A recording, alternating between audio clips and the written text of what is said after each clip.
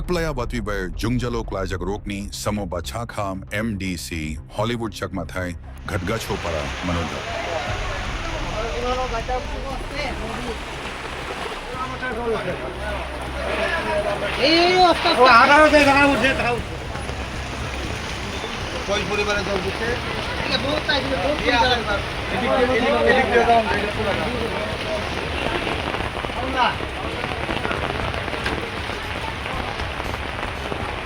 কি কারণে এখানে মূলত গতকাল শুক্রবারে ভিজিট করে?